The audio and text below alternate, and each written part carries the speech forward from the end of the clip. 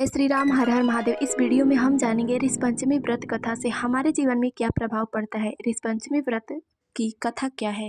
एक समय राजा सीताश्व धर्म की का अर्थ जानने की इच्छा से ब्रह्मा जी के पास गए। उनके चरणों में शीश नवाकर बोले, हे आदिदेव, आप समस्त धर्मों के प्रवर्तक तथा पूर्ण धर्मों को जानने वाले हैं। आपके श्री मुख से धर्म चर्चा का श्रवण कर मन को आत्मिक शांति मिलती है तथा भगवान के चरण कमलों में भक्ति बढ़ती है। वैसे तो आपने मुझे नाना प्रकार के व्रतों के बारे में उपदेश दिए हैं, परंतु अब मैं आपके श्रीमुख से उस श्रेष्ठ व्रत को सुनने की अभिलाषा रखता हूँ, जिसको करने मात्र से प्राणियों के समस्त पापों का नष्ट हो जाता है, समस्त पापों का नाश हो जाता है। राजा का वचन सुनकर ब्रह्मा जी बोले, हे श्रेष्ठ, तुम्हारा प्रश्न अति उत्तम और धर्म में रुचि को बढ़ाने वाला है। अतः मैं तुम्हें एक ऐसे व्रत के बारे में बताता हूँ जो समस्त पापों को नष्ट कर देता है। राजन, यह व्रत ऋषपंचमी व्रत के नाम से जाना जाता है। इस व्रत को करने वाले सभी प्राणी अपने सभी पापों से सहज ही छुटकारा प्राप्त कर लेते हैं। हे राजन, अब मैं ऋषपंचमी व्रत कथा कहता हूँ, आप इसे ध्यान से सुनिए। विदर्भ देश में उतंक नामक एक सदाचारी ब्राह्मण रहा करते थे। उनकी एक पत्नी थी जिनका नाम सुशीला था। वह एक पतिव्रता नारी थी। उस ब्राह्मण की 2 संतानें थी, एक पुत्र तथा दूसरी पुत्री। पुत्री के विवाह योग्य होने पर ब्राह्मण ने कुलशील वर के साथ अपनी पुत्री का विवाह करा दिया। दैव योग से कुछ समय बाद ही वह कन्या विधवा हो गई।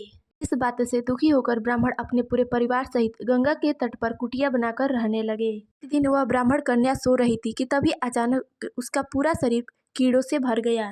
कन्या यह देखकर बहुत ही ज्यादा आश्चर्यचकित हुई। वह अपनी माँ से यह सारी बात बताई। तब माँ अपने पति के पास गई और बोली कि मेरी साध्वी बेटी का यह गति होने का मुख्य कारण क्या है।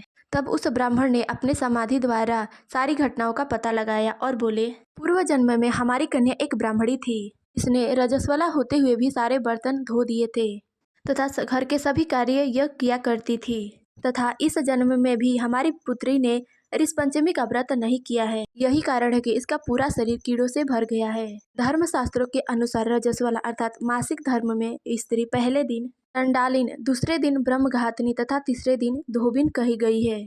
ऐसे में वह चौथे दिन स्नान कर शुद्ध होती है। यदि अब भी हमारी पुत्री पूरे शुद्ध मन से ऋषपंचमी का व्रत करती है तो उसके सभी पाप नष्ट हो जाएंगे तथा उसके सभी दुख दूर हो जाएंगे और अगले जन्म में अटल सौभाग्य की प्राप्ति होगी।